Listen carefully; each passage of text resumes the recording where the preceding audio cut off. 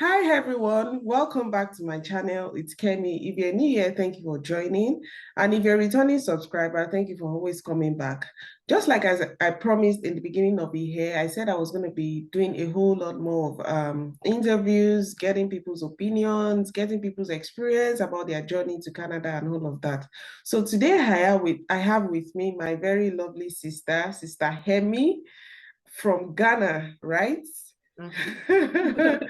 So we are sisters, now, Nigeria and Ghana. Yeah, No, we are always fighting about the same things. we have this little jollof war, but I will still say we are sisters. So thank you so much for doing this. And guys, you should know something about this lovely sister. She's here in Canada. She's also a gospel minister, and she recently dropped a single. I don't know how she does that. I don't know how she was able to put all that together here in Canada. Like, the resource and all of, even being that it's not your home country, and yet she was able to pull through with all of that. So I'm going to be putting the link to our album or to our single in the description box. Please go and check that out, okay? That's the only way you can thank her for agreeing to do this, okay? So I'm going to drop that in the description box. Make sure you check that out. Also, don't forget to like this video, subscribe, turn on your post notifications, and share with friends, okay, that probably want something like this. So with me here, like I said, this is Nehemi, and we're going to be talking about study visa, right? Coming to Canada as a student, because she came here as a student. She's done with studies already. And so let's just get all of our, just tap everything we can tap from her. Okay, so over to you. Let's have you introduce yourself first, okay? Okay, so my full name is Yes. Dr. Emilia Honam Adato. How And could I have? Sorry, Dr. Hemi. don't worry. So just call me Dr. Amy or just Amy. I'm fine with whatever you're comfortable with. Yeah. Okay. Because the name is long, you don't want to now. Yeah, so just I never simple knew the Amy. full name, so Amy. thank you. Amy is fine with me. I have a PhD in immunology and infectious diseases, with experience in researching using whole genome sequencing for detecting infection transmission in the One Health continuum. And currently, I work as a scientific editor, and I just work with clients who need their work to be looked into for publications and medical communications and stuff like that. Apart from all the academic stuff, I love to sing. Yeah. So Yeah. yeah, I'm a singer-songwriter. I write my own songs by the grace of God, gospel artist though. That's all I do. And yeah, that's a little bit about me. I'm not sure if I left anything out, but maybe the host can remind me and I'll fill in the gaps. Like she said, I'm Yeah. from Ghana. I came in as a student to do my PhD in Canada at the University of Manitoba, and then I'm done now. So yeah, that's a little bit. Yeah. Thank you so much, Dr. Hemi. So I think you already started by answering the first question, but let me just ask the question. I wanted to ask how you came to Canada, which pathway. You already answered is through the study visa.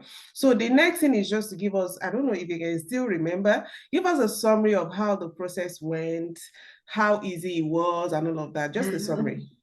Okay, so I came in as a student to do my PhD. When I was about to complete my master's, so let me just say this, I actually had my master's in the UK under the DFID Commonwealth Shared Scholarship.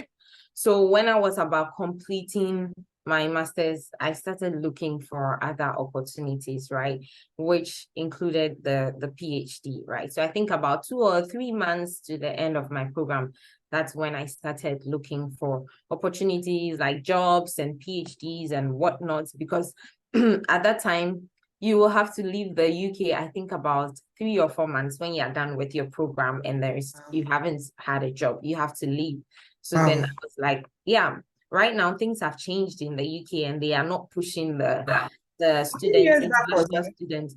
Oh, I did my master's, I think 2013, 2014. I graduated in 2015, end of 2015. So right now things have changed. They are not pushing people out of the UK, like international students out of the Yeah. UK. So you can take your time and go through the process. But at that time, that was what was going on. So I just started to make my plans, and one of the places that I looked into was Canada, Okay. because a few of my friends were really interested in Canada. They said Canada was a beautiful country, beautiful place.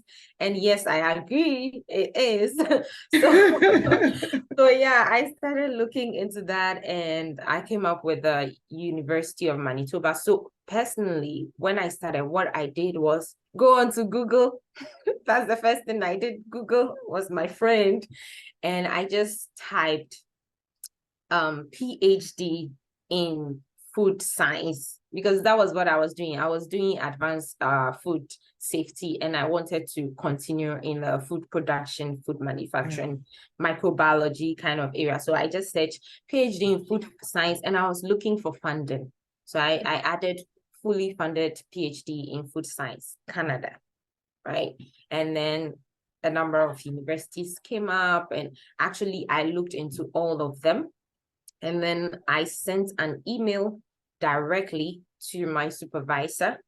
Okay. And yeah, and I was like, dear, my name is this. I'm in the process of completing my MSc, and I would love for you to supervise my PhD research as I'm applying to the University of Manitoba.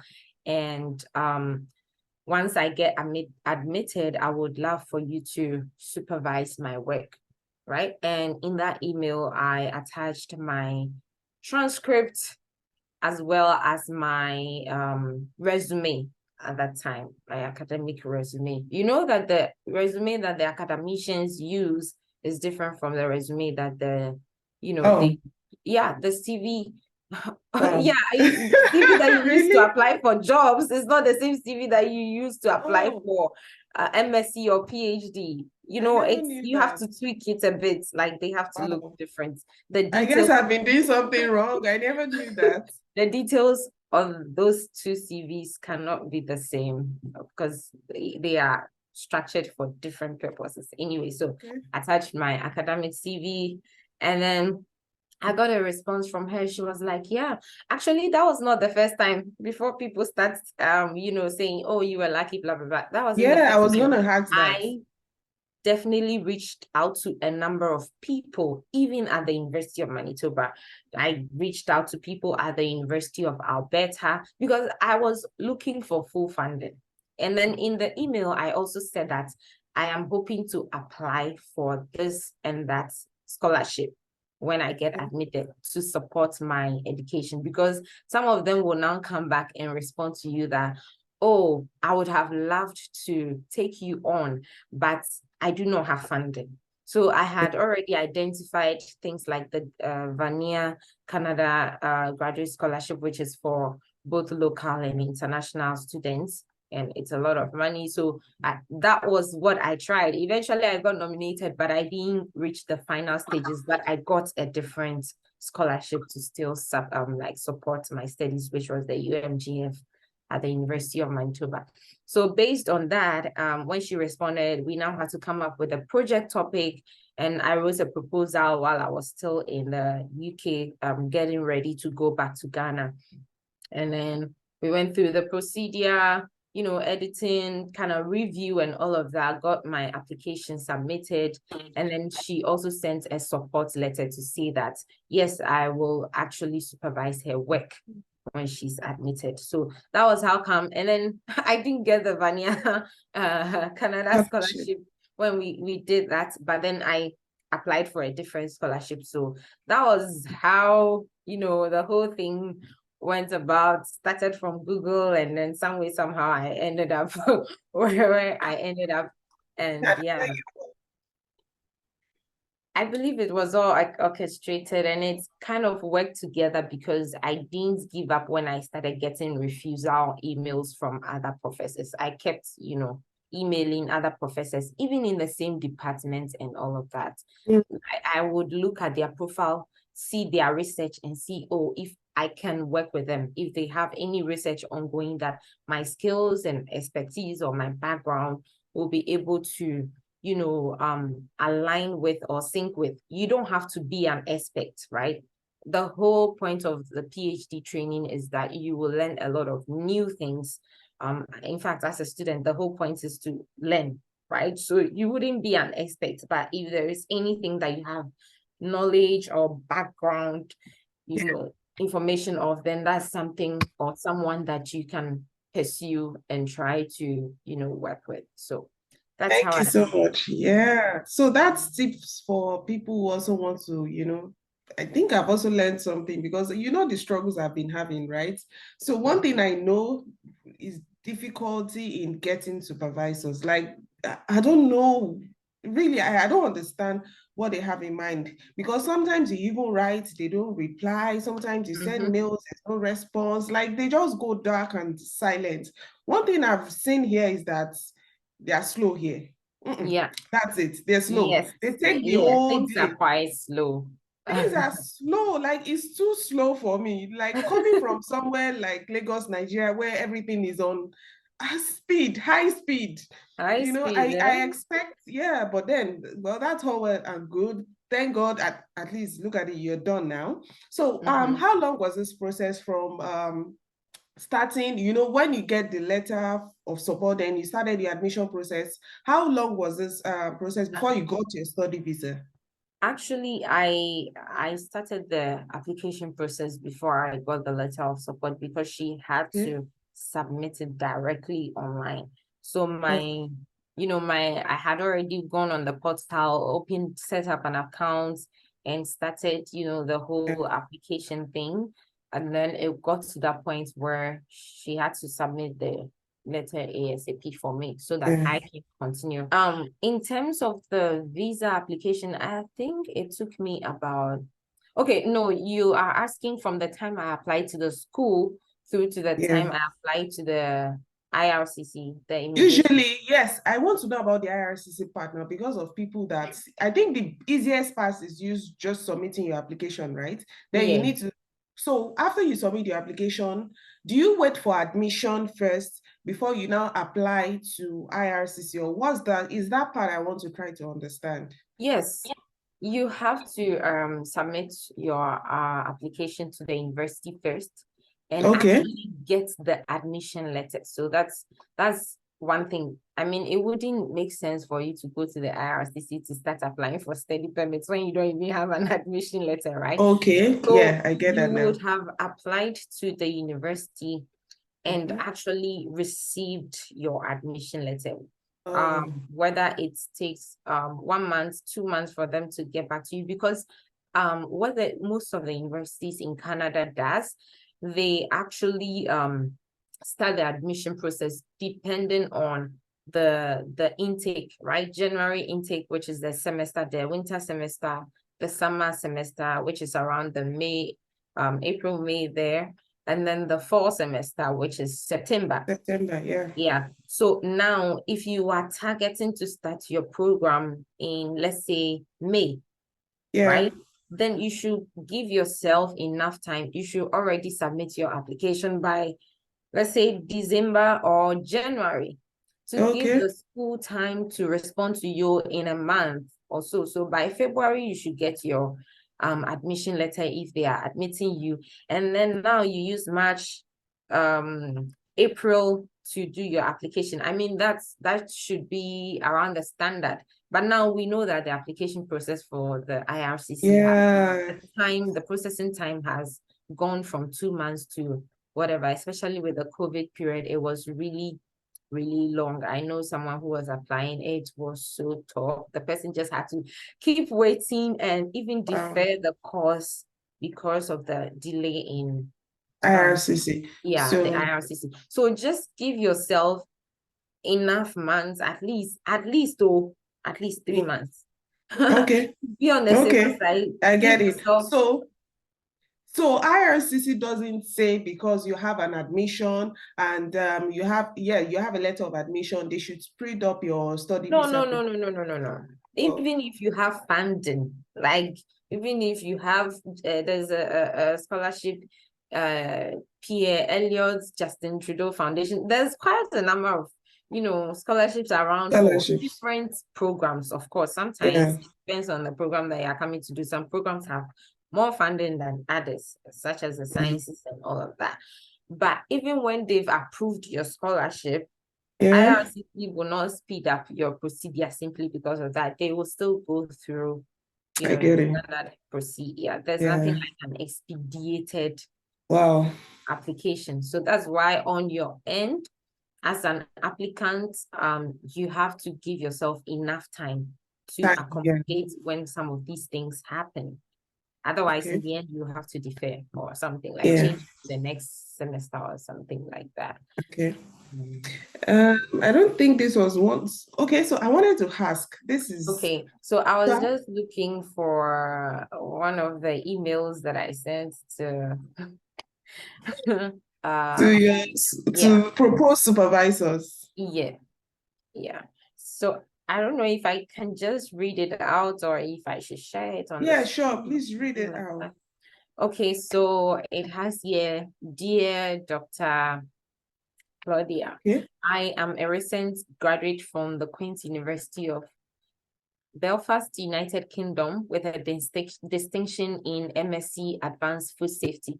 Presently, I am very keen to pursue a PhD in food science at the University of Manitoba, specifically in probiotics. Hence, I am in the process of submitting an application for admission and scholarship to the Faculty of Food and Human Nutritional Sciences in the coming days. I am also in the process of applying for the Vanier Canada Graduate Scholarship to enable me fund my studies when I am admitted. In light of your research interests being similar to mine, I would be grateful if you could kindly supervise my research when I am admitted to the school. Please attached is my current CV and transcripts for your perusal. Sincerely, Emilia. That's all. Nice. So So yeah, okay, sorry. Speaking of that, so does it mean do you apply for scholarship before admission or after admission? both, like you do them alongside. You can't Okay. apply for the scholarship when the university has not given you an admission or said that we are giving you admission. So for Oh, me, I was doing it alongside because the deadlines were quite similar, right? So for this particular scholarship, as soon as I applied for my admission, submitted my admission, that was when I actually went on and applied for it.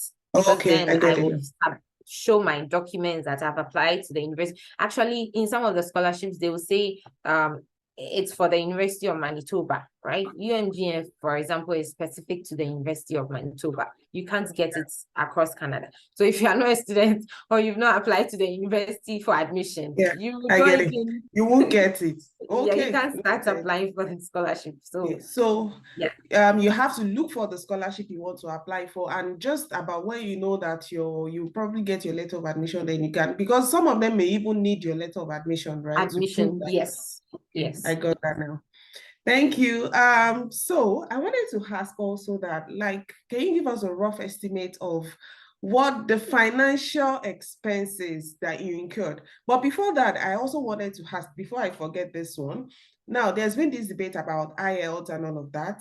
I know that some of the institutions no longer require you to have an IELTS or write an IELTS. So for you, did you have to write IELTS? No, No. I've personally, I said to myself when I was going to pursue both my master's and PhD, I said I am not going to Going to write. write GRE or IELTS, the Okay. IELTS. I'm not going to Yeah. write any of those exams to do my program. That was what I said to myself, and I never had to write it for the Yeah. purposes of my Yeah. education. No, Yeah.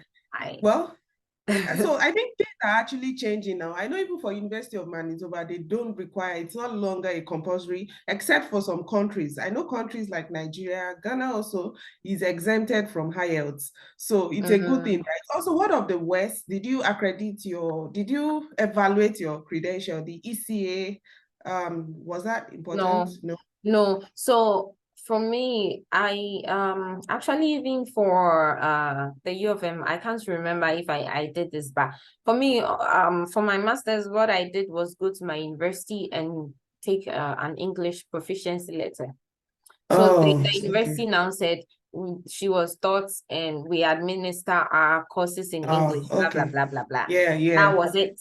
And So, that was it. okay. I didn't have to do the whole Right, accreditation and because blah, blah, blah, all of that. yeah, okay, okay, because that exam is expensive and people fail and all of that. Yeah, That's good. but All right. for the purposes of the application, I think some schools would require you to send your, let's say, official maybe transcripts That's from your yeah. university directly to To the them. the one that you're applying for. So that's definitely normal. That's Yeah, something that I had done. I had to request the official transcripts because when you're applying, you would upload the transcripts. But then yeah. A after you get the copy, admission, yeah, they will ask you for the hard copy. official So I transcripts yeah, from I the school. But the school has to send that directly to them, right? yes, Yours yes, and then you directly pay to for it. So I did them. that.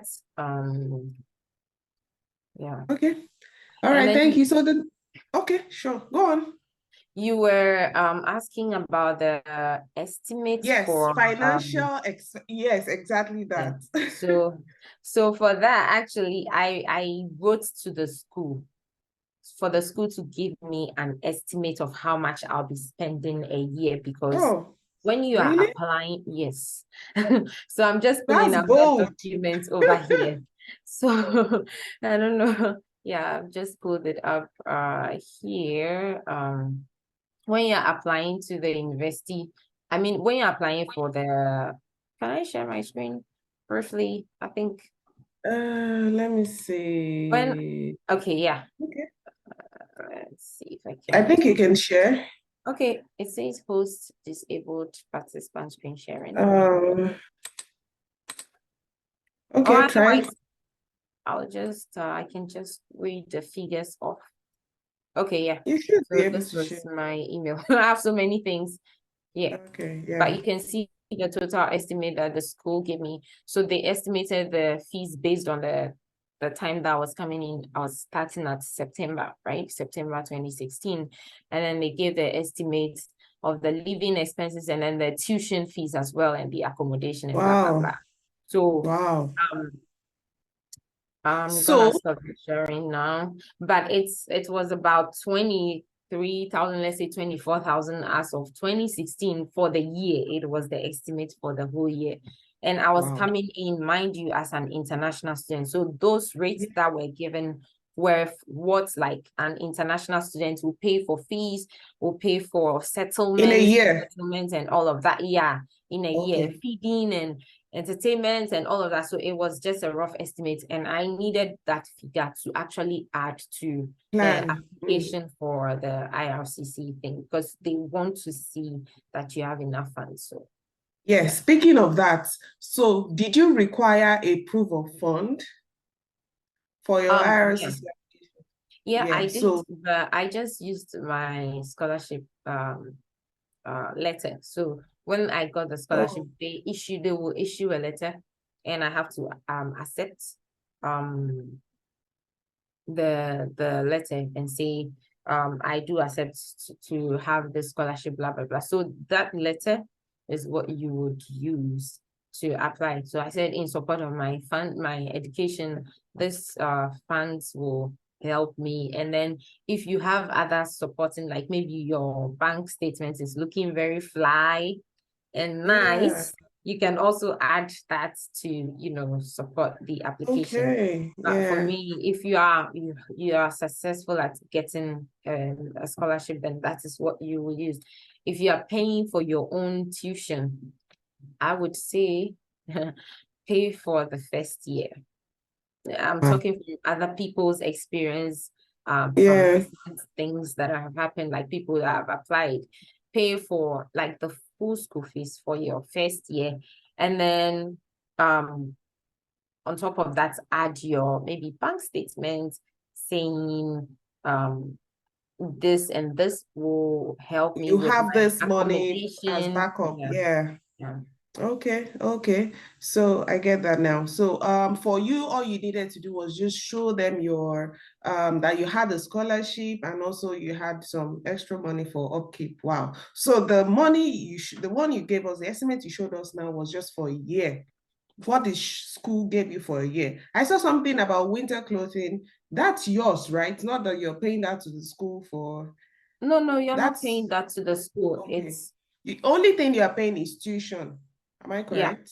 yeah, just All right. paying tuition to the university. And I think currently because the health insurance has been scrapped, the for international students, the health insurance now becomes part of your tuition fee as well. So it's all Oh, taxed great. separately. Okay. But all the rent, accommodation, and stuff like that is like your personal cost, basically. Yeah. Okay. I get that. But then your tuition covers your health insurance. Yeah, Okay. like currently, yeah. Perfect. Thank you. Well, you already answered. I was gonna ask if you did this yourself or use the consultant. Also, I wanted to know it's something you can do yourself, right? Because I know there are Sorry. some consultants that also offer student visa Um, thing. okay. Yeah. I get So what you mean in terms of making the application. So personally, I've always done all my applications myself. yourself. Yeah. Um, I mean, it's cheaper, definitely. Mm-hmm. But Exactly. Yeah. if you have the money, you can definitely get a consultant and pay for it. It's definitely more than $1,000, or it's high in the high ranges. Oh, Yeah, 2,000. Like, I mean, depending on the the service. yeah, sometimes they will assess your file, and then they will tell you this is how much I'll charge, depending on, you know, your situation and what they Hmm. need to do for you. Because they will be basically, you have to give them all your documents, all the information, then they will open the application for you, file it for you, then they will now argue your case for you as to why the IRCC should grant you Oh, I see. the documents, right? So those people are actually also accredited. I mean, you have to find someone who is accredited. Who is Sometimes, accredited? yeah, Yes. sometimes they are, how do I put it? Their certificates to actually operate will expire, right? Sometimes it does expire because they get trained. There is a system that regulates the activities of these people in Canada. It's not like they're just, Yeah. they just stood up and they are doing whatever they want. They are also under regulation. So you have to make sure Yeah. that whoever you are working with, the person is Is regulated. yeah, the Yeah. person is regulated, the person's accreditation has not expired. They have a number and stuff like that, that they have information they will give you that you can Google and see that, oh, this person is All valid. right. Thank you so much, Dr. Hemi. Please, at this point, let me remind you to please subscribe, okay? If you're yet to do that, drop a comment in the comment section. If there's a question you have about study visa or, something related to what we're talking about, please drop it in the comment section. Just maybe I can get Dr. Hemi to come back and answer those questions, or I'll get the answers to those questions and answer them in the comment section, okay? Once again, please don't forget to drop a comment and subscribe if you're yet to do so. I think we've been able to cover most of the questions on study. How was it? How was it studying here, especially PhD compared to UK? How I was think it? it was great. I mean, the experience was different. I mean, it's a Yeah. little bit similar to the UK system, but definitely not the same. It was completely different. And then both of the two systems are also way different from what we have in Ghana. I got the shock of my Yeah, life. trust. Yeah. I got the shock of my life the first time I submitted an assignment in the UK. I was like, this is not the same situation. You have to do things differently, you know. So yeah, it was definitely a learning Which curve. one, which one is more tedious? Here or back home? Study here or back home? It depends on everybody's definition of tedious, but Yeah, which one studying requires here, more study and all of that? I'll say, if I say here, people will now start arguing. But me, Eh, I believe that it's here in the West. Not because you have to sit down and cramp a lot into your head. I know in Ghana we call it babadi. Sometimes you have an exams, then 24 hours you sit down, you now and cram absorb it. Yes. everything into your head. Yes, I understand. It's not from that perspective that I'm saying this one is Oh. harder. Here, from my experience, most of the things is coming from an application point of view, you know. So Hmm. when you're, let's say, given an assignment or something, you can't just go and write one sentence or two sentences. Sometimes it requires you to think and do a lot of research, maybe comparisons, discussions, how this is that. So it requires you to actually use your brain a lot rather than cramming and regurgitating what you've crammed.